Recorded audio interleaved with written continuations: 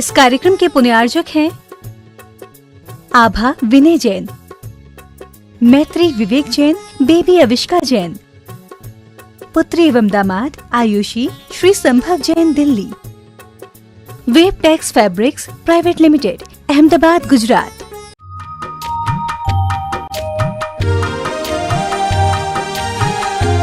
नमो वज्रायाण नमो लोये शौवशाहूनम। पंच परमेष्टि भगवान की जय। आचार्य श्री गुरुवर कुंद कुंद महाराज की जय। आचार्य श्री गुरुवर विद्यासागर महाराज की जय। परम पूज्य निर्यापक श्रमण मुनि श्री सुधा सागर जी महाराज की जय। श्री महासागर जी महाराज की जय। पूज्य श्री से प्रार्थना। सुरेंद्र जी गोधा भीलवाड़ा, गुरुवर नमोस्तु। महाराज जी, गुरु भगवान से भी बड़ा होता है, तो हम गुरु की पहचान कैसे करें? भगवान से बड़ा तो लोक व्यवहार में कहा जाता है, क्योंकि उपकार उपकारी भाव के कारण से ऐसा व्यवहार में कह दिया जाता है। ये जिनके ऊपर उपकार होता है वे उस उपकार को सर्वश्रेष्ठ मान करके भगवान से भी बड़ा कहते हैं। गुरु की पहचान करने के लिए हमें गुरु के कुछ लक्षण होते हैं, उन लक्षणों को लेके चलना चाहिए।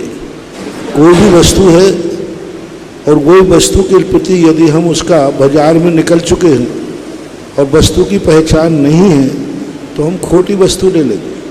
हमारे आचार्यों ने गुरुओं का भी लक्षण बनाया है। विषयाशा वशातीतो निरारंभो परिग्रह ज्ञान ध्यान तपो रक्ता तपस्वी सा प्रशस्यते आदि आदि, ये और भी विशेषताएं होती हैं। अब इनमें कभी कभी क्या होता है, गुरु के अनेक लक्षण भी बन जाते हैं। बहुत गणधर परमिष्टि जैसे भी गुरु होते और तिस्मास घोषंतों वाले भी गुरु होते। तो फिर गुरुओं के भेद जो है अनेक प्रकार का कथन तो हमेशा उत्कृष्ट का ही किया जाता है, और उसमें अनुत्कृष्ट भी आते हैं, मध्यम भी आते हैं। ऐसा अक्षय दोषी किशनगढ़, गुरुवर नमोस्तु। महाराज जी, इनकी जिज्ञासा है कि गुरु पूर्णिमा का जैन आगम में क्या महत्व है? गुरु पूर्णिमा जो है गणधर परमिष्टि के हिसाब से मानी जाती है। महोत्सव के रूप में कोई उल्लेख जैनागम में नहीं मिला, कथा के रूप में कोई उल्लेख नहीं मिला गुरु, लेकिन तिथि जरूर मिली कि गुरु के दिन, पूर्णमासी के दिन आज इंद्रभूति गणधर ने समर्पण किया था और शतमार्ग को स्वीकार करके भगवान से दीक्षा ली थी। उस कारण से गुरु पूर्णिमा का रूप मनाया जाने लगा और मनाते आए। ऐतिहासिक घटना तो यही है, लेकिन इसका महोत्सव या व्रत या किसी क्रिया के रूप में किसी शास्त्रों में ऐसा कोई विशेष देखने में नहीं आया और न कोई उल्लेख मिला। गुरु पूर्णिमा के नाम से कोई महोत्सव और उत्सव कोई हमारे शास्त्रों में विगत में देखने में नहीं आया।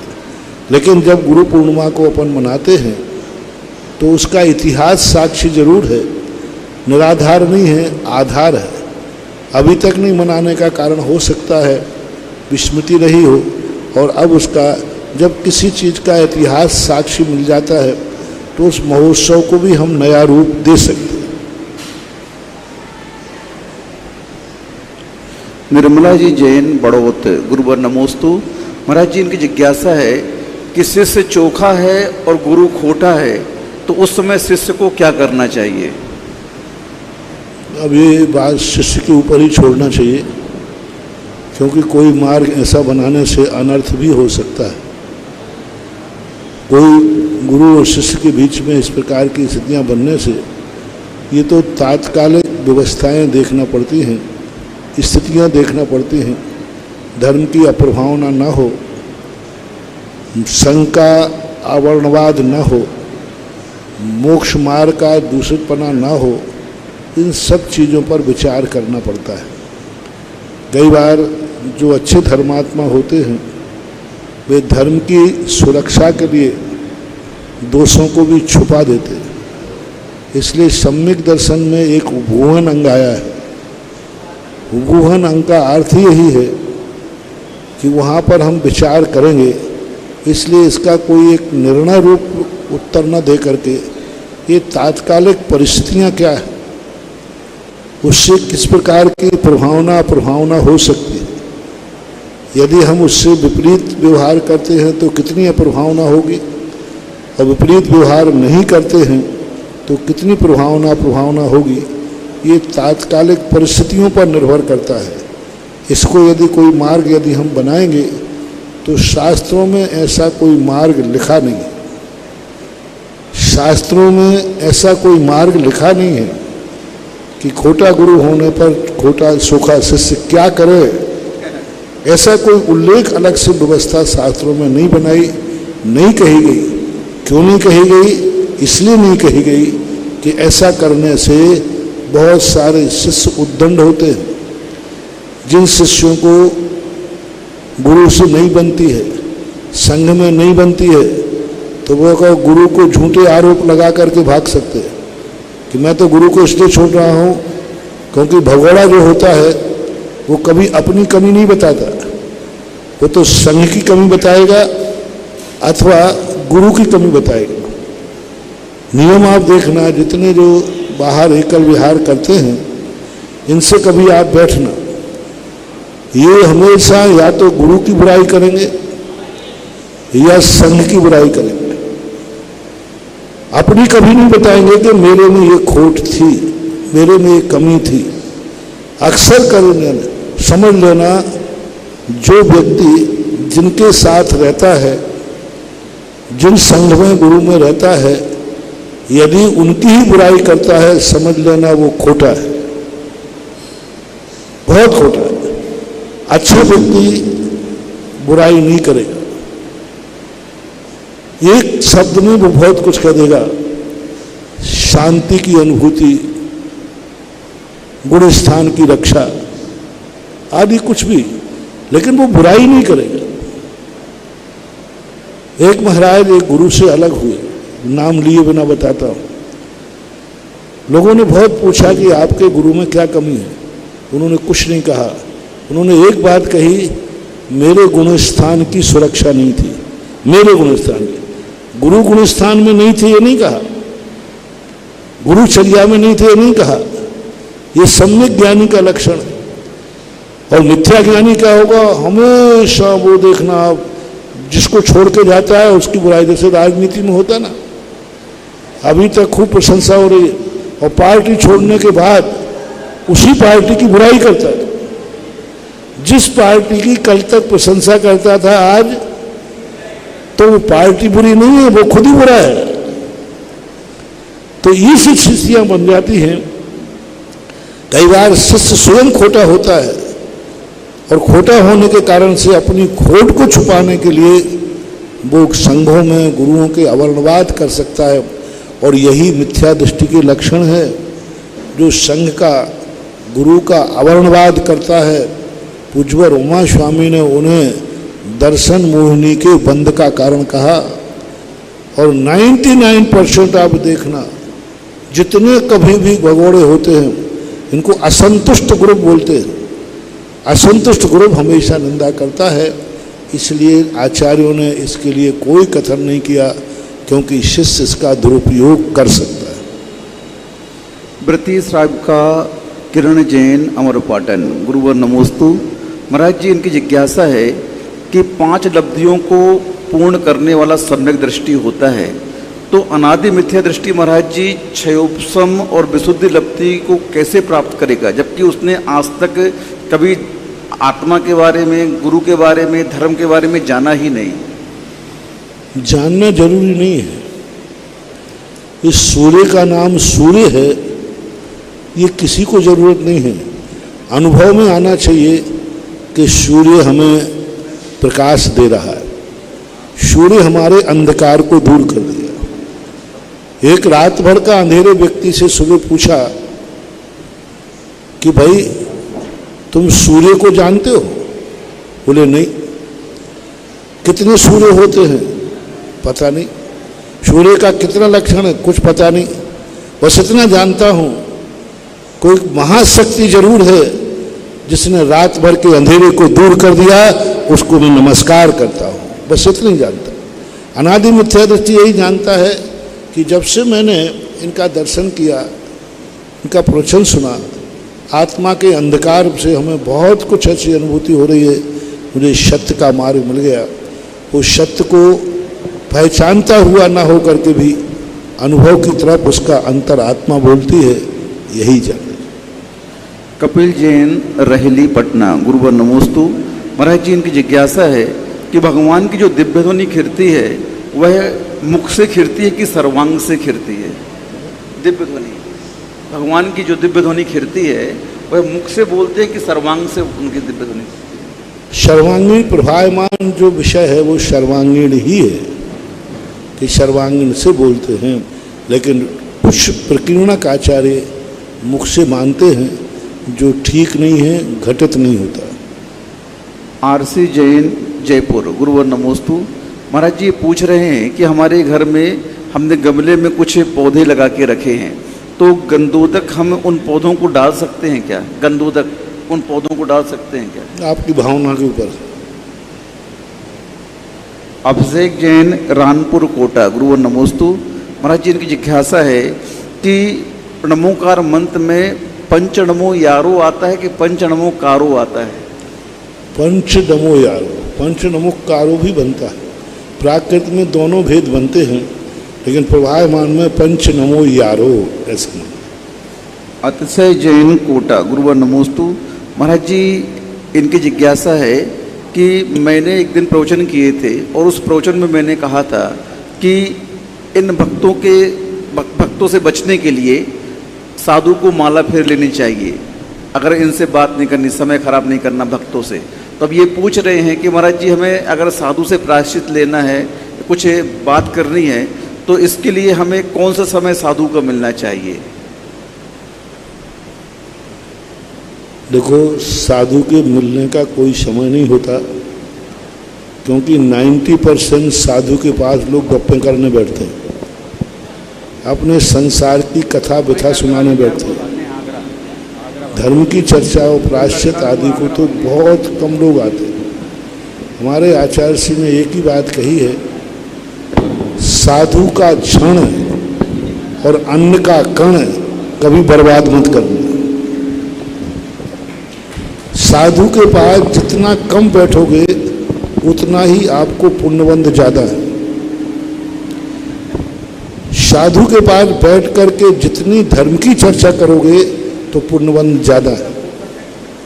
आप अपने संसार के दुख सुना करके साधु को 1 मिनट के लिए तो विकल्प में डाल ही देते हो, संसार की बात है। तो धर्म की बात सुनाओ, धर्म के संबंध सुनाओ, तो साधु के पास समय ही समय होता है। लेकिन यहाँ वहाँ की चर्चाएं करने के लिए साधु के पास कोई समय नहीं होता। क्षण बर्बाद नहीं करना चाहिए। अपनी काम की बात करो और तुरंत उठ जाओ। अपने काम की बात करो, जितना काम बात करना है उतना करो और बैठो। समय बिताने के लिए नहीं, चलो अब आज कोई काम नहीं, क्या करें, चलो महाराज के पास बैठते हैं, तो महाराज का भी फालतू है ना तुम्हारे लिए है समय बिताने के लिए। समय बिताने के लिए नहीं, बल्कि सबसे मूल्यवान समय होता है जब तुम साधु के पास आते हो। कई लोग ऐसे आज फ्री हैं, कुछ नहीं है, चलो महाराज के पास बैठते हैं। नहीं, मूल्यवान समय में से निकाल करके भी समय करें तब बात बनती है, ऐसी बात है। परम पूज्य आचार्य गुरुदेव के आज्ञानुवर्ती शिष्य निर्यापक श्रीमन मुनि पुंगव से 16 साहब जी महाराज के मुखारविंद से होने वाले जिज्ञासा समाधान में पूरे संपूर्ण जिज्ञासा भेजने वाले, सुनने वाले, देखने वाले उन सभी भक्तगणों की ओर से गुरुवर के चरणों में त्रैवार नमोस्तु नमोस्तु नमोस्तु। आइएगा हम जिज्ञासा समाधान को चलते हैं। आज हम बड़े सौभाग्यशाली हैं, गुरु पूर्णिमा के पावन दिवस में गुरु भक्ति से सराबोर होकर के देश दुनिया के भक्तों ने आज गुरु का पाद प्रक्षालन किया, गुरुदेव की पूजन का सौभाग्य प्राप्त किया, आरती का सौभाग्य प्राप्त किया है। हम सभी सौभाग्यशाली हैं कि हर वर्ष हमें गुरु पूर्णिमा वर्ष में एक बार मनाने का सौभाग्य मिलता है और गुरु की पदरज अपने माथे पर धारण करने का सौभाग्य मिलता है। जिज्ञासा समाधान की ओर चलते हैं। प्रथम जिज्ञासा श्रीमान गोपाल जी एडवोकेट। संत शिरोमणि आचार्य विद्यासागर जी महाराज के परम शिष्य निर्यापक श्रमण मुनि पुंगव 108 श्री सुधा सागर जी महाराज के पवित्र पावन चरणों में त्रिकाल बार नमोस्तु भगवन, नमोस्तु भगवन, नमोस्तु भगवन। आज की आपकी इस देशना को जिज्ञासा को प्रसारित करने वाले पुण्यार्जक परिवार आभा जी और विनय जी अहमदाबाद वालों को पूरे देश और विदेश के भक्तों की ओर से सादर जय जिनेंद्र। मुनिश्री आचार्य विद्यासागर जी महाराज के परम आशीर्वाद से ऐसी संभावना हमें लग रही है कि यहाँ पर प्रथम बार ऐसा सौभाग्य हमें प्राप्त होने जा रहा है कि आचार्य संघ का जो है उत्तम चर्या पालक साधु का यहाँ पर पवन वर्षा योग का हमें लाभ मिल सकता है। ऐसी हमारी संभावना को हमें लगता है। मुनिश्री आज आपका मंगल प्रवेश हुआ। जहां लोगों ने इस ऐतिहासिक मंगल प्रवेश को देखा, वहां पर ही जब मैं प्रातः काल उठा 5 बजे, मोर, तोते, चिड़ियाएं, कबूतर सबकी एक अलग हलचल देखी, चिड़चिड़ाहट देखी। ऐसा लग रहा था वो भी मानो अपनी आवाज से आज के इस मंगल प्रवेश की अनुमोदना कर रहे हो, प्रभावना कर रहे हो। मुनिश्री, मेरी जिज्ञासा है कि पावन वर्षा योग के अंदर मांगलिक कलश की क्या उपयोगिता है, इन्हें क्यों स्थापित किया जाता है और श्रावकों को इसका क्या लाभ होता है। मुनिश्री, मेरी जिज्ञासा का समाधान करें। नमोस्तु भगवन, नमोस्तु भगवन, नमोस्तु। स्थापना का श्रावक को क्या पुण्य मिलता है, ऐसा करने से क्या फायदा है? देखो साधु, आज ही हमने अभी गुरु पूर्णिमा के प्रसंग में कहा, साधु का जब गुरुत्व प्रकट होता है तो उसका गुरुत्व उसके लिए ही लाभदायी नहीं होता, न जाने कितने जीवों को लाभ करता है। साधु साधना करता है अपने कल्याण के लिए, अपनी ऊंचाइयों को पाने के लिए, अपने दोषों को निराकरण के लिए। लेकिन वो साधना अपने लिए करता है, लेकिन लाभ दूसरों के लिए मिलता है। हमने कितना बढ़िया उदाहरण लिया था एक वृक्ष का। कोई व्यक्ति अपने आंगन में वृक्ष लगाता है अपने लिए, अपने फल खाने के लिए, लेकिन जब वृक्ष की ऑक्सीजन निकलती है तो पड़ोसी को भी पहुंचती है, उसको वो रोक नहीं सकता। वो कहे कि हम पेड़ को चारों तरफ से बंद करके छत डाल देंगे, तो भाई ये छत बंद क्यों कर रहे हो? बोले जिससे इस पेड़ की हवा पड़ोसी को नहीं पहुंचे, तो पेड़ उसी दिन सूख जाएगा, पेड़ नष्ट हो जाएगा। वहां तुमने इसलिए बंद किया कि पड़ोसी को हवा ना पहुंच जाए, तो पेड़ को बंद कर दिया तो पेड़ ही खत्म हो जाएगा। इसी प्रकार गुरु साधु ये चाहे कि मेरी साधना मेरे काम आवे, दूसरे के काम नहीं आवे, उसी दिन वो साधुता खत्म हो जाती है।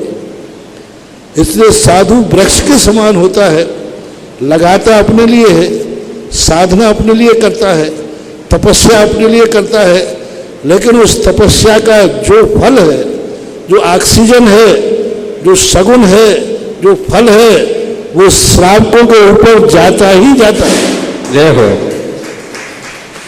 साधु स्वयं के लिए मंगल रूप नहीं है, दूसरों के लिए मंगल रूप होते। स्वयं तो साधक हैं, लेकिन साधना उन्होंने की, सगुन तुम्हारा बन गया। साधना मुनिराज करते हैं और सगुन तुम्हारा होता है, साहु मंगलम। तो इसलिए ये जो है आज पंचम काल में सबसे बड़ी विडंबना, ये पंचम काल हम मुनियों का तो दुश्मन है और श्रावकों का बड़ा मीत है। चौथा काल हम साधुओं का तो मीत था और तुम्हारा दुश्मन था। चौथा काल सदा तुम्हारा दुश्मन होता है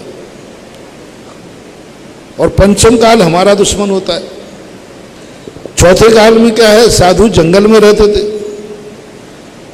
और मासोपवास करते थे, 4-4 महीने के उपवास कर लेते थे, तुम्हें आहार का ही लाभ नहीं मिलता था। वो काल तुम्हारा दुश्मन हो गया, तुम्हें ठन ठन गोपाल। बाहुबली ध्यान में बैठ गए, आज तक कोई बाहुबली की अंजलि में एक ग्रास नहीं दे पाया। यानी बाहुबली भगवान से किसी श्रावक का घर पवित्र नहीं हो पाया, किसी को उनके चरणों का गंधोदक नहीं मिल पाया, किसी को नौदा भक्ति नहीं मिल पाई। घाटा किसको हुआ? और बाहुबली से पूछो, उनकी पवारा रही। पंचम काल में उल्टा हो गया। पहले साधु जंगल में रहते थे, किसी पेड़ के नीचे विराजमान हो जाते थे, साधु को फायदा ही फायदा था, लेकिन श्रावक को कुछ नहीं मिलता था, साधु ही नहीं मिलते थे। कई राजा लोग अपनी जिंदगी में साधुओं को जंगलों में खोज करवाते थे, पर पूरी जिंदगी में एक साधु के दर्शन नहीं हो पाते थे। साधु को दर्शन भी नहीं हो पाते थे, पूरी जिंदगी निकल जाती थी। पता नहीं किस बियाबान घनघोर जंगल में चतुर्मास स्थापित कर लें। ये श्रावकों का बड़ा दुर्भाग्य था कि वे भगवान गुरु का दर्शन भी नहीं कर पाते थे, चर्या तो बहुत दूर रही। लेकिन साधुओं के लिए बड़ा फायदा था, उनकी साधना होती थी, तपस्या होती थी और वे अपनी आत्मा में लीन होकर के केवल ज्ञान आदि रिद्धियां प्राप्त कर लेते थे। पंचम काल का जो काल है ये हम लोगों का पूरा दुश्मन है, जम के दुश्मन है, क्योंकि ना तो हमें जंगलों में रहने देता है, ऐसे हीन संघन कर दिए, जिनवाणी से आदेश दिलवा दिया कि इस पंचम काल में कोई व्यक्ति जंगलों में ना रहे। कालो कले बने वासे वर्जते मुनि सत्यमयी स्त्रीयते चा जिनागारे ग्रामादिशु विशेषता। आप लोगों की कहा उन्होंने कि जंगलों को छोड़ करके जिनालय में आओ, तीर्थों पर आओ, आदि आदि। और जैसे ही साधु के लिए दुश्मन बना, तुम्हारी पोबारा है। पंचम काल में साधु मासोपवास नहीं कर पाते, तो जितने घरों में जाएंगे उतने घरों का बेड़ा पार है। जय हो भाई। और चातुर्मास की स्थापना हम लोग करते थे जंगलों में, तो मात्र वहां मंगल कलश आदि की स्थापना नहीं होती थी, क्योंकि हमारे लिए तो खुद ही मंगल रूप हूं और खुद के लिए मंगल की जरूरत ही नहीं होती। लेकिन अब साधु तुम्हारे लिए कैसे सिद्धदायक हो? गृहस्थ का कोई भी मंगल कार्य बिना अनुष्ठान के नहीं होता, साधु की क्रिया के लिए अनुष्ठान नहीं होता। तुम्हारी हर क्रिया में अनुष्ठान है, हर क्रिया में मंगल कलश है, ध्वजारोहण है, दीप प्रज्वलन है, कोई ना कोई प्रतीक आपको बनाना पड़ेगा। हम बिना प्रतीक के पूजा करते, हम बिना प्रतीक के भक्ति करते, तुम्हारे लिए बिना प्रतीक के हो ही नहीं सकता। तो अब साधु का चतुर्मास, साधु साधना करे, तपस्या करे, ज्ञान आराधना करे, जो कुछ भी साधु करेगा उसका लाभ श्रावक को कैसे मिले, श्रावक कैसे लेवे, उसके लिए सगुन कैसे हो। तो उस सगुन के लिए चतुर्मास के साथ मंगल कलशों की स्थापना की जाती है। अब मंगल कलश का पूरा अर्थ ये है, हमारे लिए कोई मतलब नहीं है, पूरा लाभ तुम्हारे लिए। यानी इस चतुर्मास के अंदर जो कुछ भी होने वाला है उस सारा सगुन उसने एक एंटीना रख दिया यहां पर। उसने वो डिस्क खरीद ली कि अब 4 महीने में जो पुण्य लगेगा, ये बहुत बड़ी चतुर्मास में बहुत बड़ी शेयर कंपनी मान लो आप। मंगल कलश लेना, उसने उस कंपनी का शेयर खरीद लिया। अब 4 महीने में जो प्रॉफिट होना है वो कमीशन उसके घर में जाने ही क्योंकि उसने अपना शेयर ले लिया। आपकी व्यापार की भाषा में शेयर बोलते हैं, हमारी भाषा में उसे मंगल कलश, दीप प्रज्वलन, ध्वजा आदि ये बोलते हैं। ये प्रतीक है उसके। यानी चातुर्मास की जो भी कंपनी बनी, जो भी चातुर्मास में व्यापार होगा और जो भी इसमें लाभ होगा, उस लाभ का नियम से उसका हिस्सा उसके खाते जाएगा जिसने कलशों की स्थापना की है। तो इस उद्देश्य को लेकर के कि श्रावक को मंगल रूप बने, मंगल शुभ बने, इसलिए कलश स्थापन किया जाता है। कलश स्थापना का मूल उद्देश्य आपको यह चतुर्मास मांगलिक हो, शगुन हो, रिद्धि सिद्धि समृद्धिदायक हो, आपको शुभ हो, आपके परिवार और समाज के लिए मंगलकारी हो, मात्र मुख्य उद्देश्य यही है। हमारे लिए जो मंगलकारी है, मंगल कलश से हमारा कोई ताल्लुक नहीं। मंगल कलश हमारे तो जो है हमारी शक्ति, साधना, भक्तियाँ जो होती हैं वो हम कर लेते हैं। तो मंगल कलश आपके पक्ष में है और जो हम भक्ति करेंगे वो हमारे पक्ष में है। अपनी अपनी भक्ति देख लो, जिसमें जिसको लाभ है। तो पंचम काल में तुम्हारी फौवारा है, क्योंकि साधुओं का निमित्त तुम्हारे पास है, निकट है, और इतने निकट आ जाता है साधु कि तुम उसको सहजता से भी लाभ ले सकते हो। उन्हें जिंदगी में एक बार साधु की मुद्रा नहीं देखी, और तुम्हारे वो भाग्य हैं कि दिन में 10 बार चाहो तो साधु की मुद्रा चतुर्मास में देख सकते हो। ये भाग्यवान लोगों के अपने ऊपर है। वो दिन समय था जब साधु के लिए जीवन में एक बार नहीं देख पाए, और वो भाग्यवान है जो साधु को चाहे तो तीनों कालों में दिन में कई बार इस साधु के मंगल रूप को देख सकते हैं, अनुभव में ला सकते। बंधु, हम बड़े ही सौभाग्यशाली हैं। इस चंद्रोदय तीर्थ चांदखेड़ी में संत शिरोमणि आचार्य गुरुदेव श्री विद्यासागर जी महाराज के अज्ञानवर्ती शिष्य निर्यापक श्रमण मुनि पुंगव श्री सुधासागर जी महाराज के शासन का पावन वर्षायोग पहली बार इस अतिशय क्षेत्र पर बड़े बाबा जो अतिशयकारी हैं उनके चरण सानिध्य में संपन्न होने जा रहा है। हम कितने किस्मत वाले हैं। यहाँ राजस्थान, मध्य प्रदेश, गुजरात, महाराष्ट्र, ऐसा देश का कोई भी कोने का व्यक्ति नहीं है जो चांदखेड़ी के बाबा से परिचित ना हो, उनकी महिमा से परिचित ना हो। और ऐसे तीर्थ पर पावन प्रयोग की स्थापना आने वाली 28 तारीख को होगी, क्योंकि 28 मूल गुणों के धारी ये संत यहाँ विराजमान है। 28 तारीख को यहाँ पर स्थापना होगी। हम सभी लोग अपनी आंखों से साक्षी बनेंगे, इस क्षेत्र पर आएंगे, स्थापना करा लेंगे। जिन लोगों को भी कलश की स्थापना करना है, जिनके भी भाव हो, क्योंकि देखो संतों के लिए कलश की आवश्यकता नहीं है। ये संतों के पावन प्रवास योग में जो उनकी साधना है, उनकी सामायिक है, उनकी तपस्या है, बड़े बाबा के प्रतिदिन होने वाली शांति धारा है, स्वाध्याय है, इन सभी का प्रभाव उन कलशों में महाराज जी ने एंटीना के उपमा दी, सारी ऊर्जा वो समाहित करेगा।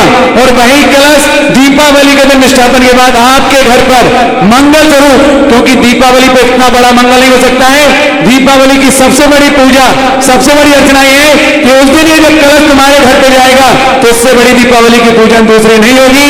आपके घर की रिद्धि सिद्धि दिलाने वाले ऐसे मंगल कलशों की स्थापना करना हो। बहुत सीमित कलश है, मात्र 5 कलश है। 101 कलश की राशि से, 101 कलश की मुद्रा से हम 1 कलश की स्थापना करेंगे। ऐसे 5 कलश स्थापित होंगे और 51 कलश के माध्यम से जिन्हें स्थापित करना है, 1-1 कलश, ऐसे 5 कलश की स्थापना होगी। ये सौभाग्य मिला है।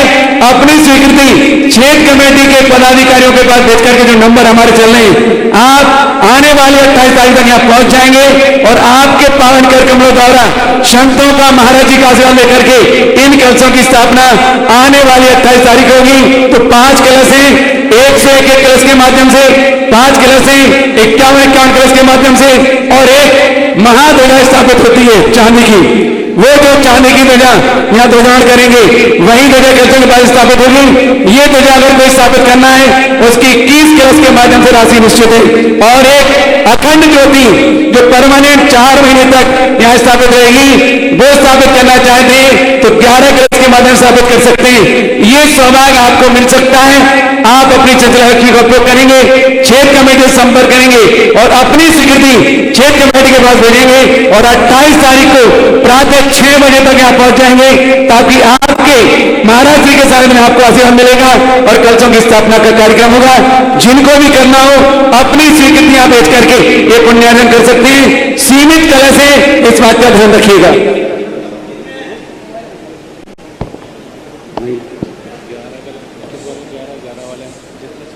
और जिनको और भी जिनकी सामर्थ्य कम है, क्योंकि हर आदमी एक से कलश नहीं ले सकता है, तो कुछ लोगों के लिए 30 कलश के माध्यम से भी 11 कलशों की स्थापना होगी, 11 कलश के माध्यम से भी 5 कलशों की स्थापना होगी। ऐसे इन कलशों के माध्यम से भी आप छोटी से छोटी राशि लेकर के इन कलशों की स्थापना करके आप पुण्य जगा सकते हैं, क्योंकि सौभाग्यशाली क्षण है, अतिशयकारी आदि बाबा के चरणों में होने वाले कलशों की स्थापना यहां पर 28 तारीख को होगी। 1 से 1 कलश के माध्यम से 5, 51 कलश के माध्यम से 5, 21 कलश के माध्यम से 11 और 11 कलश के माध्यम से 11 ऐसी कलशों की स्थापना। और इसके बाद और भी हो तो 5-5 कलश के माध्यम से भी यहां पर लगभग 11 कलशों की स्थापना होगी। ये सारी व्यवस्था 28 तारीख को होने वाली है। आने वाले दिनों में आप अपनी स्वीकृति प्रेषित करेंगे और उस दिन आकर के आप अपने हाथों से स्थापित करेंगे। ये पावन क्षण आपको फिर नहीं मिलेगा, इस बात का ध्यान रखिएगा। और जिन्हें लगातार जो हर वर्ष चातुर्मास का प्रवास चलता है, 4 माह तक लगातार बड़े बाबा की शांति धारा कराना हो तो 11 कलश के माध्यम से 4 माह तक आपके परिवार का नाम उल्लेख किया जाएगा। ये सौभाग्य के क्षण आप जिस रूप में चाहें उस रूप में स्थापित कर सकते हैं। और एक और बहुत छोटी योजना चलती है, ताकि जिसके माध्यम से एक कलश के माध्यम से 1 कलश 11 श्रीफल के माध्यम से एक भक्ति कलश की स्थापना होती है, जिसके माध्यम से आप अपने परिवार के साथ आएंगे, पूज्य महाराज जी के कर कमलों में जिनवाणी भेंट करेंगे, चित्र अनावरण करेंगे, दीप पूजन करेंगे, साथ ही उस दिन का सारा भोजन व्यवस्था का पुण्यार्जन भी आपके खाते में जाएगा। और कलश जो स्थापित करेंगे वो दीपावली के दिन आपके घर ले जाने का समय मिलेगा। ये सारी योजनाएं आपके लिए हैं, आपको पुण्य कमाना है, क्योंकि कलशों की स्थापना साधुओं के लिए नहीं है, हमको अपने पुण्य बढ़ाने के लिए करना है। अपनी स्वीकृतियां बेच करके पुण्यार्जन करेंगे, इस बात का ध्यान रखेंगे। यहां पर चलने वाले असीमकालीन भक्तांबर में एक मेरे पास नाम आया है, विपिन, अंकिता, अक्षत, अभिषेक, ईस्ट आजाद नगर दिल्ली से। इन्होंने असीमकालीन भक्तांबर में अपनी स्वीकृति दी है। एक बार जोरदार तालियों के साथ अनुमोदना करेंगे। जिज्ञासा के लिए चलते हैं संजीव जी, श्रृंगार, अशोकनगर।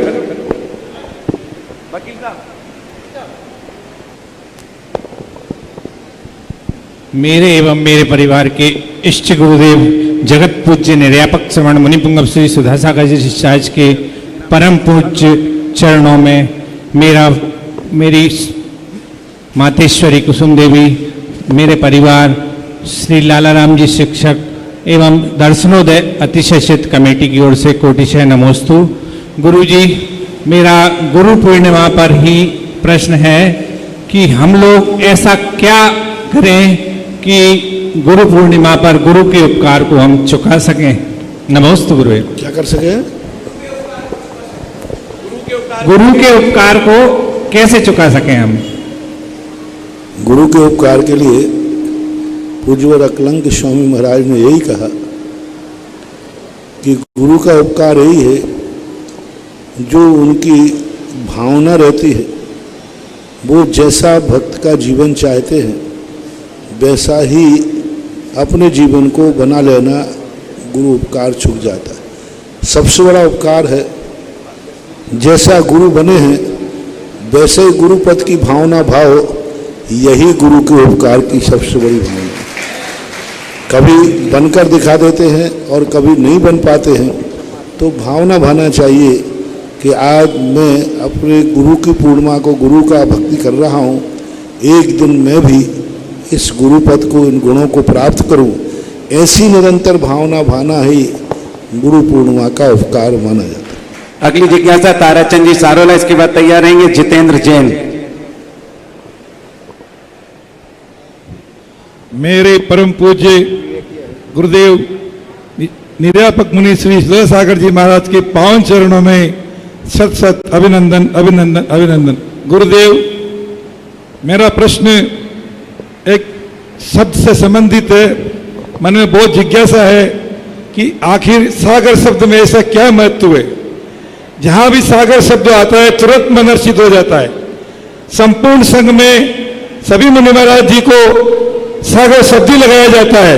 विद्यासागर जी, सुधा सागर जी, निस्संत सागर जी, विनय सागर जी महाराज जी, इस शब्द में ऐसी क्या गहनता है, कृपया मेरी जिज्ञासा का समाधान करें। सागर शब्द की महिमा क्या है? सागर शब्द की महिमा क्या है? हर किसी के जैसे महासागर जी, विद्यासागर जी, सुधा सागर जी गुणवाचक शब्द है, सम्माननीय शब्द है। जैसे किसी के साथ हम आदरणीय लगा लेते हैं, जी लगाते हैं, इसी प्रकार सागर का अर्थ होता है जिनकी महिमा असीम हो, जिनके गुणों का हम पार नहीं पा सके, और जो ऐसी असीम यात्रा पर निकल चुके हैं जिसकी कोई सीमा नहीं है। उस कारण से ये एक सम्मान सूचक शब्द है। सागर ही मुनि के साथ लगाया जाता है ऐसा बात नहीं है। नंदी भी लगाया जाता था, सूर्य भी लगाया जाता था, सैन भी लगाता था। एक नाम के साथ सम्मान सूचक है। प्रभु भी लगा सकते हैं, लगाते हैं। तो कई लोग साधु के साथ नंदी भी लगता है, विद्यानंदी आदि हुए, अकलंक स्वामी आदि हुए। कुंदकुंद स्वामी के साथ सागर नहीं लगा, समंत भद्र महाराज के साथ सागर नहीं लगा। तो ये एक सम्मान सूचक नाम है। इनको नाम रख देने के बाद फिर इनके गुणों का चिंतन किया जाता है, ऐसा मान लेना चाहिए। जितेंद्र जैन इसके बाद तैयार रहेंगे। विजय धर्रा थोवन क्षेत्र कमेटी अशोकनगर। चलो विजय तुम बोलो। आगे तैयार रहेंगे अमोलक चंद जी। परम पूज्य आध्यात्मिक संत निर्यापक श्रमण गुरुवर मुनि पुंगव सुधा सागर जी महाराज के श्री चरणों में धुर्रा परिवार अशोकनगर थ्रुवंजी कमेटी जैन युवा वर्ग की ओर से बारंबार नमोस्तु नमोस्तु नमोस्तु।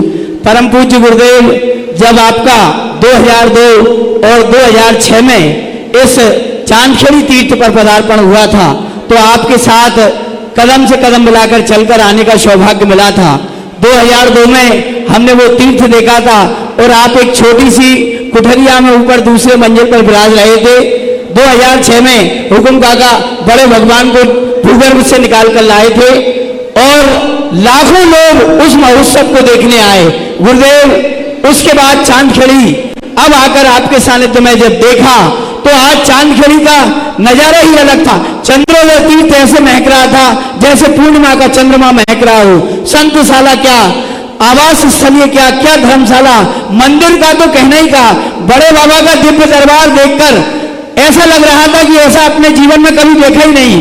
इतनी सुंदर कलाकृतियों से, सफेद मार्बल से बड़े बाबा का दिव्य दरबार चमक रहा है। प्रभु की सेवा अलौकिक और अभूतपूर्व लग रही है। गुरुदेव, निश्चित रूप से आपकी और आपकी कृपा का प्रसाद है।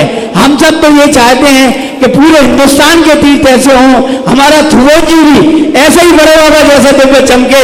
गुरुदेव, मेरी जिज्ञासा ये है कि आपकी कृपा जिन क्षेत्रों में पड़ती है, आपके जहां जहां भी अभी चरण पड़े वहां धूल दूषित जगह थी, लेकिन आज जो चांदखेड़ी चंद्रोदय तीर्थ का नजारा देखा, शहर से लेकर पूरे भव्य प्रवेश का अभूतपूर्व था।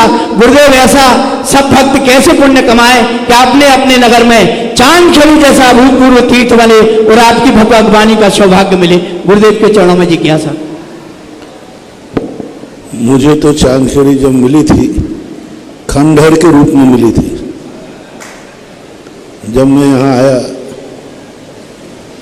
कि भगवान जैसा इतना बड़ा हीरा, अनमोल रत्न, जिसकी महिमा मैंने कई बार गाई है कि भारतवर्ष की पहली मूर्ति है जो इतनी मनोज्ञ और मंगल रूप है। मैंने बहुत बार कही, हर मूर्ति की कोई विशेषता होती है। इस मूर्ति की विशेषता है सबसे बड़ा मंगल रूप, सगुण रूप। इस मूर्ति के दर्शन करते ही अपने आप कोई भी कार्य का दर्शन करते ही सगुण हो जाता है। मंगल रूप, इसकी मुद्रा ही ऐसी है। तब मैंने देखा कि इतनी अनमोल मूर्ति, अलौकिक मूर्ति, और इनका मंदिर, इनका स्थान इतना छोटा, थोड़ा सा स्थान, छोटा सा सोच, छोटा सा विचार। अमोलक चंद जी चूना वाले थे, तो उनसे चर्चा की तो बोले महाराज जी यहाँ तो हमारे कर्मचारियों का वेतन ही मुश्किल से निकल पाता है। राजकुमार जी बड़जात्या थे, उनसे चर्चा की, बोले महाराज जैसे तैसे थोड़ा सा काम उन्होंने कराया था आने के बाद। तब उसके बाद जब भगवान को मैंने पूछा कि आप इस प्रकार की स्थिति में क्यों हैं, आप अनमोल हैं लेकिन आपकी तिजोरी अनमोल नहीं है। तब उनके जो वास्तु के दोष थे, उन दोषों का निवारण किया और भगवान को उच्चासन दिया। भगवान उस दशा में थे कि वो कहने में भी शर्म आती है कि अभिषेक करने वाला भगवान का अभिषेक तो बाद में करेगा, अपने चरणों से, रज से भगवान को जरूर दूषित करेगा। अब जो भगवान को अपने आप से दूषित करे फिर वो कैसे हो सकता है। तो आज मैं तो सारी की चीज़ें इनको कमेटी मानती गई, मेरे निर्देश को मानती गई। जो आज मैंने तो मात्र कागज पर और वचनों से नक्शा देता था, आंखों से तो आज पहली बार देखा है। जय हो। क्योंकि कल्पना में देखना और साक्षात देखने में अंतर है। कल्पना से जो रूप देखा था, आज चांदखेड़ी मंदिर एक अकृत्रिम चैत्यालय के समान नजर आता है। जय हो, जय हो। आज सारा वातावरण, और अभी तो मैंने एक दृष्टि से देखा है, अब पूरा और एक एक बारीकी से अच्छी तरह देखूंगा। बीच में भी जब कोटा चतुर्मास था, कोटा ही था, यहाँ 2-3 दिन के लिए यहाँ से निकला था, पर अब बहुत अच्छा काम हो रहा है। और अब क्या क्या होने वाला है ये तो तुम भी देखोगे और हम भी देखेंगे। जय हो, जय हो। ये तो पक्का है कि जो कुछ होगा वो कुछ और ही अलग होगा। अब वो क्या होगा रहस्यमय रहने दो, हमारे और तुम्हारे। लेकिन आदिनाथ भगवान सब जानते हैं, उनके सर्वज्ञ के ज्ञान में सब झलका रहता है। तो भगवान का ज्ञान, भगवान के ज्ञान में झलके अपन तो जब साक्षात हो जाएगा तब देखेंगे क्या होता है। सब क्षेत्र दिन दूने रात चौगने फले फूलें, समृद्ध हों, और हमारे भगवान का जो अतिशय है, वीतरागता है, ये जन जन तक पहुँचे, यही मेरी भावना रहती है। और उसी भावना का परिणाम है कि हर क्षेत्र कितना भी गिरा हुआ हो, आकाश की ऊंचाइयां छू लेता है। जय हो, जय हो। क्योंकि मेरी सबसे बड़ी भावना रहती है, मूर्तियों में इतनी शक्तियां हैं, लोग कहाँ दौड़ते हैं। जो मैं हमेशा कहता हूँ, जो जिनेंद्र भगवान जो यहाँ है वो दुनिया में कहीं नहीं है, जो यहाँ नहीं है वो भी दुनिया में कहीं नहीं, कहीं नहीं। इसलिए जब तीर्थ क्षेत्रों पर जाता हूँ, उनकी महिमा देखता हूँ, उनकी स्थितियाँ देखता हूँ, तो ऐसे लगता है कि मैं इनकी महिमा को जन जन तक पहुँचा दूँ और स्वर्ग के देवताओं तक को पहुँचा दूँ। यह देवताओं, तुम अकृत्रिम चैत्यालयों की वंदना करते हो, हम मानवों के द्वारा बनाए हुए चैत्यालय देखो, तुम्हारे अकृत्रिम चैत्यालयों से ज्यादा शक्तिमान, अकृत्रिम चैत्यालयों से भी ज्यादा शक्तिमान है। अकृत्रिम चैत्यालय में कोई अतिशय क्षेत्र नहीं होता, उनके अकृत्रिम चैत्यालय होते हैं 500 धनुष प्रमाण, लेकिन मनुष्यों के द्वारा निर्मित जो चैत्यालय होते हैं, इन क्षेत्रों की ताकत इतनी होती है कि कई बार देवता अकृत्रिम चैत्यालयों की वंदना छोड़ करके इन मनुष्यों के द्वारा निर्मित चैत्यालयों की वंदना करने आते हैं, और वे अपने इष्ट की सिद्धि करने के लिए इनको चुनते हैं।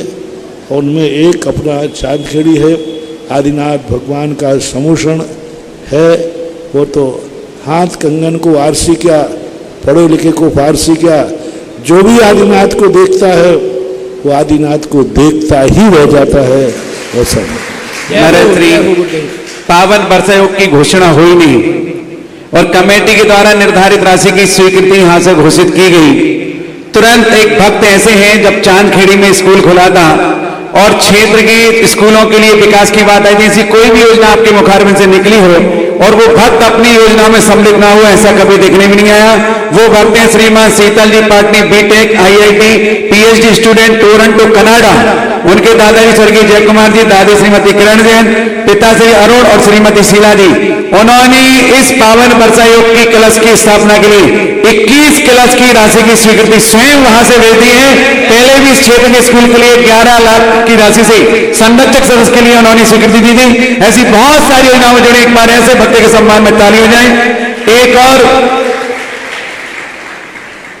सूचना दे रहा हूं, जिनको भी संपर्क करना, हमारे राजेंद्र जी जो प्रबंधक इस क्षेत्र कमेटी के, उनका नंबर है, आप नोट कर लें, 9214629719। एक बात पुनः बोलता हूं, 9214629719, इस पर संपर्क कर सकते हैं। और क्षेत्र कमेटी के अध्यक्ष महोदय हमारे हुकम जी काका अध्यक्ष, उनका भी नंबर नोट कर लें, 9414184618। एक बार और बोलता हूं, 9414184618 पे संपर्क करके अपनी स्वीकृति भेजें, ताकि आने वाली 28 तारीख को 28 मूल गुणों के धारी संतों के पावन वर्षा योग का कलश आपकी ओर से भी स्थापित हो सके, इस बात का विशेष ध्यान रखेंगे। अगली जिज्ञासा अमोलक जी मांडलकर तैयार रहेंगे और इसके बाद आवाज दे रहा हूं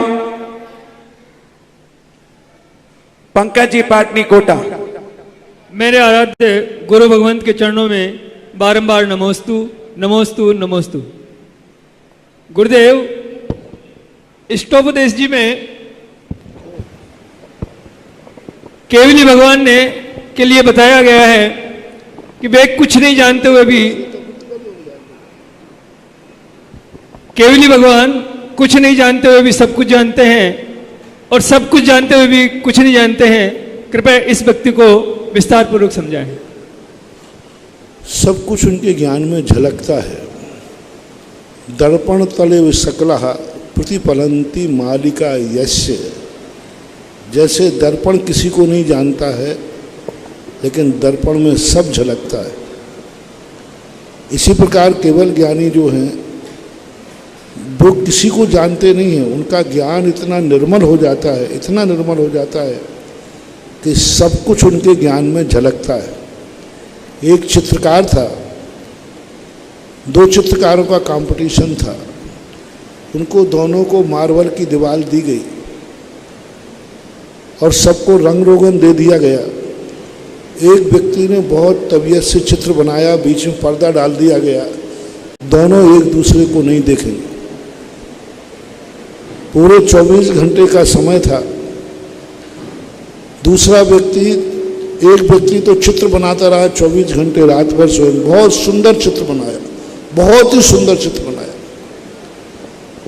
दूसरा व्यक्ति पूरे 24 घंटे कुछ नहीं किया, मार्बल को घिसता रहा और मार्बल को घिस घिस करके दर्पण बना दिया। राजा साहब आए प्रतियोगिता देखने, चित्र देखकर दंग रह गए कि कितना बढ़िया चित्र बनाया, बहुत अच्छा। भाई तुमने क्या बनाया? बोले राजा साहब मेरा चित्र तो ऐसे नहीं दिखेगा। बोले बीच में जो पर्दा पड़ा है ये हटा दो तो दिख जाएगा। जैसे ही पर्दा हटाया हुबहू चित्र उसमें दिख गया। बड़ा राजा साहब पर्दा डाल दोगे तो दिखेगा नहीं, पर्दा हटाओगे दिखेगा। राजा साहब ने हाथ फेर के देखा, बोले इसमें कुछ तो ना कलर लगा ना पेंट लगा। तो बस ऐसे ही केवल एक भगवान होते हैं। सारी दुनिया चित्रकार के समान है और केवली भगवान उस निर्मल पत्थर के समान है कि सारी दुनिया उसमें झलकती। वह चित्र अपने आप पूरा झलक गया और ना तो उसने रंग वापस कर दिया। तो उनका राजा साहब आपने जितना दिया था वो सब आपके पास है। तो ऐसे केवली भगवान होते हैं कि उनका ज्ञान इतना निर्मल हो जाता है, सारी दुनिया के चित्र द्रव्य गुण पर्याय सब एक साथ ज्ञान में झलकती हैं। इसलिए कहा जाता है वो जानते हैं नहीं, लेकिन सब उनके ज्ञान में आता है। चलिए तैयार हैं। इसके बाद आगे प्रकाश जी, खांडू कॉलोनी। मेरे और मेरे परिवार की ओर से गुरुवर के श्री चरणों में त्रिकाल बार नमोस्तु नमोस्तु नमोस्तु। महाराज जी, मेरा प्रश्न ये है कि समुद्घात क्या होता है और ये किस कारण से होता है? समुद्घात क्या होता है? समुद्घात क्या होता है? समुद्घात का अर्थ होता है कुछ विशेष कारणों से आत्मा के प्रदेश शरीर प्रमाण से बाहर फैल जाना। जैसे कसाय, जब व्यक्ति क्रोध करता है तो आत्मा के प्रदेश शरीर से बाहर निकल जाते हैं। अपन लोग कहते हैं ना, अरे भैया उसके पास मत जाना, वो आपे में नहीं है, यानी उस समय समुद्घात है, वेदना से तड़प रहा है, उस समय आत्मा के प्रदेश फैल जाते हैं। मरण के पूर्व भी कुछ लोगों के आत्मा के प्रदेश फैलते हैं। देवों के वैक्रियक समुद्घात होता है, आहार समुद्घात होता है। तो इस प्रकार के ये 6 समुद्घात होते हैं। इन समुद्घातों की अलग अलग परिभाषा है। आपने समुद्घात की परिभाषा पूछी है तो इतनी काफ़ी है कि आत्मा के प्रदेश शरीर से बाहर फैल जाना, निकल जाना नहीं, फैल जाना। कितने प्रमाण फैलते हैं, अलग अलग समुद्घात का अलग अलग प्रमाण दिया गया है। महाराज श्री आपके आशीर्वाद से 101 कलश का एक नाम आ चुका है गुप्त दान में। ऐसे श्रेष्ठी के सम्मान में आप जोरदार ताली बजाएं। 1 कलश 11 कलश के माध्यम से सुशील जी, सुमन, अभिषेक, अनु, अनवी, दिविशी, पारस ज्वेलर्स परिवार सोनीपत से भी इन्होंने एक स्वीकृति दी है। साथ ही 4 माह तक निरंतर बड़े बाबा की शांति धारा चलाने के लिए जिन्होंने 11 कलश के माध्यम से स्वीकृति दी है वो परिवार है जयंती परिवार अलवर से। जोरदार तालियों के साथ अनुमोदन करेंगे। आइएगा प्रकाश जी, इसके बाद तैयार रहेंगे अशोक जी बड़ौदिया। गुरुदेव के चरणों में त्रिकाल नमस्तु करता हूं। आज गुरु पूर्णिमा का पावन पुनीत दिन है। मंच पे गुरुदेव आसीन है और इन गुरुदेव ने 2-2 हाथों से हम सभी को आशीर्वाद दिया है। आज मैं मेरे खांडू नगर के मूल नायक श्रेयांसनाथ भगवान के चरणों में प्रार्थना करता हूं और यहाँ विराजमान आदिनाथ भगवान के चरणों में प्रार्थना करता हूं कि हे भगवान, जिस गुरु के पास हम आकर एक दिन आते हैं गुरु पूर्णिमा के दिन और साल भर की एनर्जी हम ले जाते हैं, ऐसे गुरुवर को, यह गुरुवर इस जहां में जहां कहीं भी रहे, स्वस्थ रहे, निरोगी रहे और इनका रत्नेत्र सदैव बढ़ता रहे, ऐसी मंगल भावना में प्रभु के चरणों में भाता हूं। अब गुरुवर के चरणों में मैं मेरी खांडू नगर से और मेरे परिवार की तरफ से त्रय बार कोटि कोटि नमस्ते करता हूं। गुरुदेव, जब आप 2007 के अंदर खांडू नगर के अंदर आपका मंगल चातुर्मास हुआ था, उस समय हमारा जिनालय बहुत बड़ा था। उस समय जिनालय के अंदर लोग शांतिधारा अभिषेक और पूजन करने के लिए बहुत कम ही आते थे तो पेंट सर के अंदर आते थे। पर जिस समय आपका चातुर्मास हुआ, चातुर्मास के उन आध्यात्मिक प्रवचनों के बाद जो युवा जो धर्म से अच्युत थे वह युवा खांडू नगर के अंदर उस जिनालय के अंदर आने लगे, दर्शन करने लगे, पूजन करने लगे, अभिषेक करने लगे। तो ऐसा हुआ कि वह जिनालय छोटा पड़ने लग गया और आज उस जिनालय को बड़ा रूप देने के लिए नवीन जिनालय वहां पर बना दिया जा रहा है। हे गुरुदेव, आपने हमको तो बहुत कुछ दिया, पर गुरुदेव मैं ऐसी प्रार्थना करता हूं आपसे कि मेरी समाज को इस गुरु पूर्णिमा के दिन ऐसा आशीर्वाद दे जो तन मन और धन के साथ उस जिनालय को, नवीन जिनालय को शीघ्र बने। ऐसा मंगल आशीर्वाद आपके मुखारबिंद से चाहता हूं। जय हो गुरुदेव, जय हो गुरुदेव। जो समाज से जुड़ा रहेगा वो सागर के समान लहराता रहेगा और जो बूंद समाज से अलग हो जाएगी वो क्षण में सूख करके समाप्त हो जाएगी। खत्म बात। मेरा तो एक ही कहना है, एक एक बूंद करके समुद्र बन जाता है। समुद्र को कोई सूर्य सुखा नहीं पाता। वही समुद्र की बूंद जब अलग होकर के रहती है तो छोटी सी किरणें भी उसको समाप्त कर देती है। कलौ एकता बलम कलिकाल में एकता ही बहुत बड़ा बल है। हर व्यक्ति को, चाहे परिवार हो, परिवार से भी जो टूटेगा वो सूखेगा। परिवार में भी संगठन रखो, समाज में भी संगठन रखो, देश में भी संगठन रखो। जितना जो जिस क्षेत्र में है उस क्षेत्र में जितना संगठन से जुड़ा रहेगा वह विकास को प्राप्त होता रहेगा। धर्म बड़ा है, इसमें कोई संदेह नहीं, लेकिन तुम लोग बनिया हो। धन बढ़ता है तो धर्म बढ़ाते हो। खांदू कॉलोनी वालों के धन बढ़ाया तब धर्म बढ़ाया है, नहीं तो ये लोग अरे राम राम राम राम। धन बढ़ा है, समृद्धि बढ़ी है, और धर्म बढ़ा सो धन बढ़ा, और धन बढ़ा सो बीज और फल। गृहस्थों के लिए धर्म और धन बीज और फल के समान है। फल है सो बीज है, और बीज है तो फल है। तो धर्म और धन ये दोनों गृहस्थ के जीवन में बीज और फल के रूप में आते हैं। तो दोनों व्यक्तियों के लिए दोनों चाहिए। बीज ही हमने ऐसा तुम्हें दिया कि तुम्हारा धन फल लगा, और धन फल लग रहा है तो अब फिर नया बीज बन रहा है कि नया मंदिर बन रहा है, अच्छा बन रहा है। तो ये सब संबंध है, ऐसा मानना चाहिए। आगे तैयार रहेंगे नीतू जैन सतना। इधर है, इधर दे दो, उधर भेज दो एक माइक महिलाओं में। मुनि पुंग श्री सुधासागर जी महाराज जी के चरणों में त्रिकोणमान नमोस्तु नमोस्तु नमोस्तु। मैं अशोक जैन, बड़ौदिया जिला बांसवाड़ा से।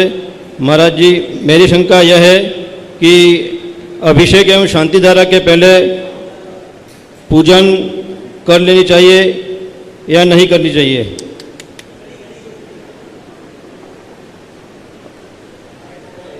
अभिषेक एवं शांति धारा के पहले, आगम के अनुसार अभिषेक एवं शांति धारा के पहले पूजन करनी चाहिए या नहीं करनी चाहिए? आगम के अनुसार अभिषेक शांति धारा के पहले पूजन करनी चाहिए या नहीं करनी चाहिए? आगम के अनुसार तो नहीं करना चाहिए, लेकिन आगम की विधि तो यही है कि नहा के भोजन करना चाहिए।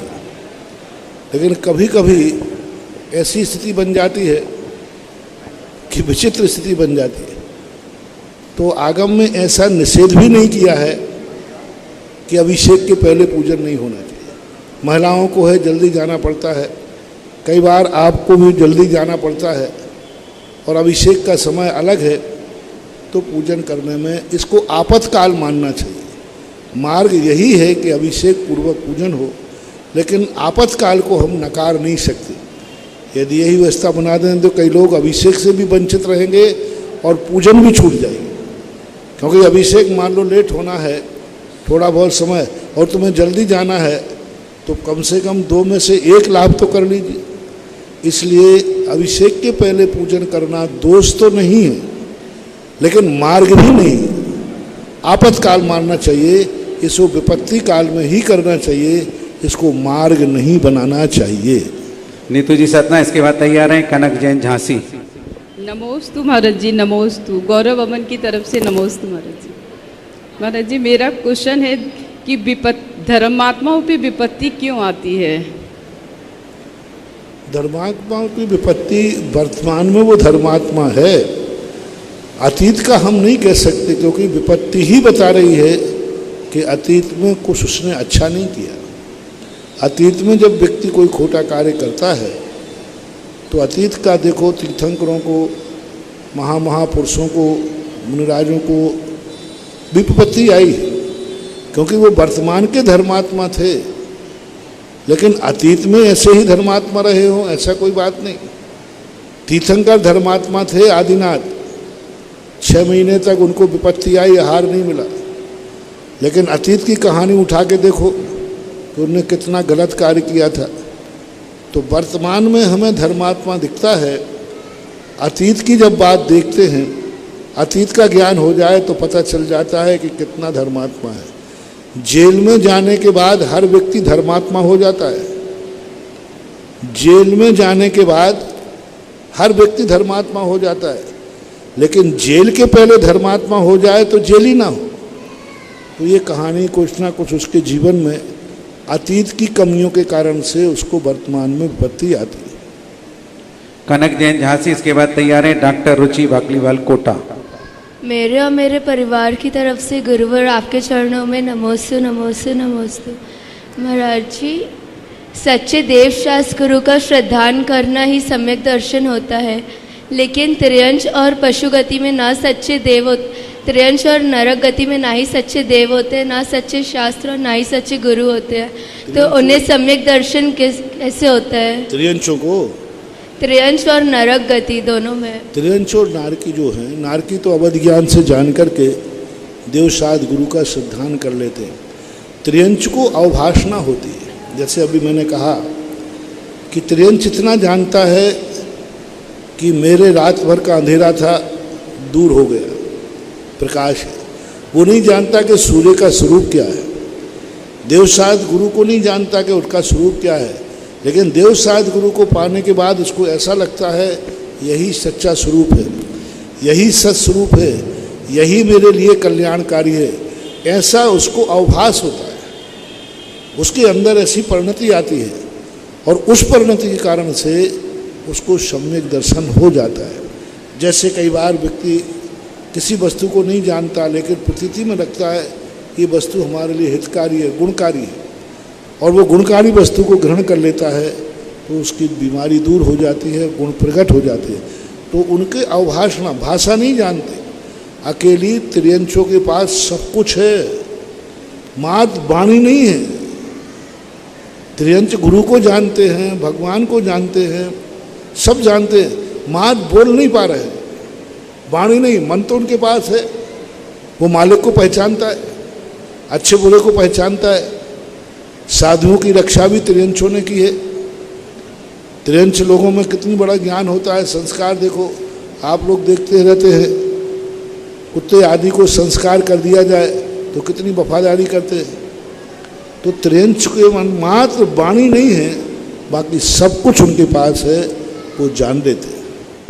डॉक्टर रुचि जैन वाकलीवाल कोटा, और इसके बाद तैयार रहें आशा जी कोटा।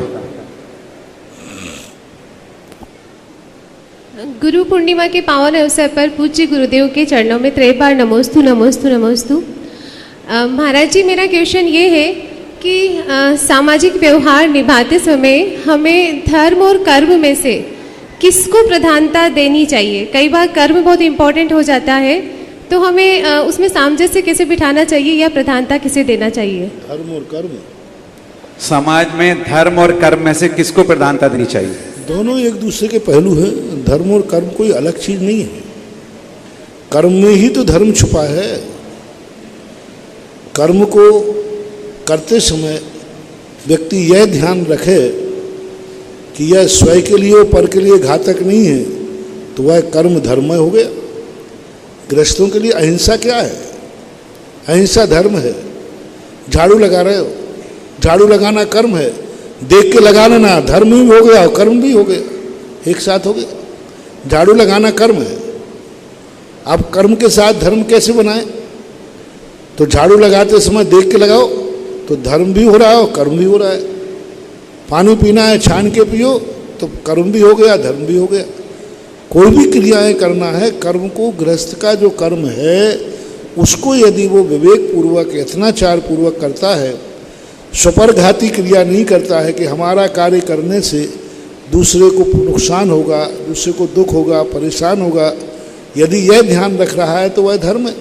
भोजन करना कर्म है, लेकिन अभक्ष नहीं खाना धर्म है।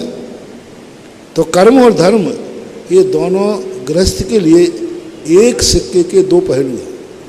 चलना एक कर्म है, देख के चलना धर्म है।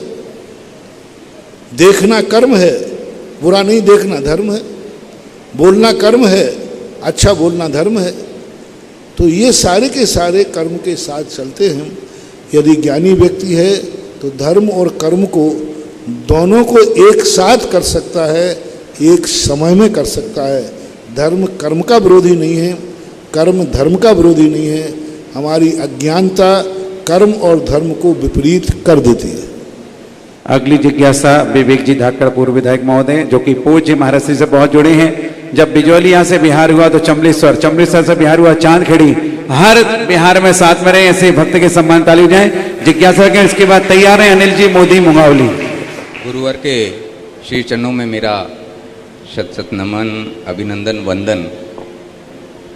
मेरा सौभाग्य है आज पुणे प्रदीप जी भाई साहब जैसा बता रहे हैं, चांदखेड़ी की इस पावन धरा पर गुरु पूर्णिमा के अवसर पर चांद का जो पूर्ण स्वरूप होता है, जो पूर्ण प्रकाश होता है, वो पूर्णिमा पे होता है। इस गुरु पूर्णिमा के अवसर पर ज्ञान, तपस्या, त्याग और सुधा के सागर आपके समक्ष में पुनः हाजिर हूँ। अभी जो बात चल रही थी धर्म और कर्म, तो सबसे पहले क्षमा चाहूँगा कि जैसा कि मैंने आपसे निवेदन करा था कि बिजोलिया क्षेत्र में 3 एनसीसी की जूनियर डिवीज़न विंग खिलवाई थी, उनके कर्नल साहब का आज दौरा था, इस वजह से मैं थोड़ा लेट हो गया। उनका दौरा करवा के तीनों स्थानों पर वहाँ पर आपके समक्ष में हाजिर हूँ। आज के इस अवसर पर बस इतना ही कहूँगा कि पीछे जो मैं बैकड्रॉप में ये देख रहा हूँ, पूज्य विद्यासागर जी महाराज साहब के जो अलौकिक दृष्टि, इस फ्रेम में भी मुझे ऐसा लग रहा है कि बहुत शांत भाव से वो आशीर्वाद दे रहे हैं, और आपकी वो मुस्कान, और बीच में आपके अथक प्रयासों से जिस मूर्ति का यहाँ पर अभी मैं दर्शन करके आ रहा हूँ, उसका बैकड्रॉप में जो दिख रहा हूँ, तो अपने आप में एक बहुत बड़े सुकून मुझे आज यहाँ मिल रहा है आपके समक्ष आकर। इतना ही कहूँगा कि ये जो आपका स्नेह, वात्सल्य, आशीर्वाद जो मुझे बार बार खींच रहा है, प्रदीप जी कह रहे हैं कि आ गए, मैं आज मेरा प्रोग्राम नहीं था, मैंने संदेश भी करा था कि शायद मैं आज नहीं आ पाऊँगा, पर कहीं ना कहीं 4 बजे फ्री होते ही अपने आप शायद महाराज साहब का एक प्रेम और वात्सल्य था जो उसको तुरंत उन्होंने खींचा। ड्राइवर सीट पर मैं ही बैठा और पूरी बारिश और बीच में रास्ते में मैं आपके बीच में हाजिर हुआ हूँ। ऐसा वात्सल्य बना रहे, और शायद कहीं ना कहीं कुछ ठीक कर रहा हूँ, इसीलिए आपका आशीर्वाद मिल रहा है। ये ठीक करता रहूँ, ये आशीर्वाद दिलाइएगा। और दूसरी एक जिज्ञासा मेरी ये है कि आपका चतुर्मास यहाँ हो रहा है, ऊंचाइयाँ सब देखते हैं, आपने गहराई देखी है, एक स्टेप नीचे आपने करा है, और सबका शायद ऐसा विचार है कि एक स्टेप शायद आपके इस चातुर्मास के बाद एक दर्शन एक स्टेप नीचे और हो जाएगा, ऐसा सब सोच रहे हैं। तो हालांकि मैं तो 2-5 मिनट ही यहाँ पर वो हुआ था, तो इस जिज्ञासा को शांत करें कि अगली बार का दर्शन एक स्टेप नीचे का और हो आपके आशीर्वाद से। पुनः बहुत बहुत आभार, धन्यवाद, धन्यवाद। ऊंचाई बढ़ाने के लिए पहले नीचाई अपने आप बढ़ाना ही पड़ती है, क्योंकि ऊपर का जो महल होता है नींव पर आधारित होता है। अब कभी कभी क्या होता है कि नीचाई के तलघर का अंदाजा नहीं लग पाता, तो सीढ़ियां पहले से निर्मित नहीं की जाती, पहले गहराई में पहुंचता है फिर सीढ़ियां लगाता है। ऊंचाई पे जाने के लिए तो अपन को पता है कि भाई इतना ऊंचा है, इतना सीढ़ी लग जाए। नीचाई में पहले सीढ़ी लगती है धाकड़ जी, कि पहले गहराई खुदती है। नीचे जब तलघर में जाता है व्यक्ति, तलघर बनाते हो तो पहले तलघर खोदते हो या पहले सीढ़ी बनाते हो? तो अब जितना तलघर खुदता जाएगा सीढ़ियां बनती जाएंगी। ऊपर जाने के लिए जरूरी नहीं कि अपन छत डालें, सीढ़ी पहले बना सकते हो। ऊपर की सीढ़ी तो बिना छत डाले अकेले सीढ़ी भी बन सकती है, लेकिन नीचे की सीढ़ी तो बिना खोदे बिना नहीं बन सकती। तो अब खुदाई कितनी होगी, क्या होगा, ये तो भविष्य के ऊपर है, फिर उसके बाद सीढ़ियों की स्थितियां देखी जाएगी। अगली जिज्ञासा अनिल जी मोदी मुंगावली। माइक ले लें, 2 माइक थे ना, एक और होगा माइक कहीं। पूज्य गुरुदेव, मेरे परिवार एवं जैन वीर शिवदल मुंगावली की ओर से कोटिशा नमोस्तु नमोस्तु नमोस्तु। हे भगवान, मेरी जिज्ञासा है कि प्रत्येक श्रावक हर चातुर्मास में किसी न किसी साधु गुरु जी से जुड़ता है, और वह उसके बाद अपना पूर्ण समय गुरु जी जहाँ पर रहते हैं वहाँ पर नहीं दे पाता है, तो उसमें उसकी क्या त्रुटि है या क्या उसकी कमजोरी है गृहस्थ की, श्रावक की? तो अभी श्रावक को मैंने पहले ही कह दिया कि वो श्रावक मूल्य समझ लेता है कि एक युग वो था जो जिंदगी में साधु के दर्शन नहीं कर पाता था, और हमारा युग ये है कि हम चाहें तो जितने बार दर्शन कर सकते हैं। ये उपयोगिता उसको समझ में आ जाए। व्यक्ति क्या होता है, अभाव में वस्तु की कीमत होती है, सद्भाव में नहीं।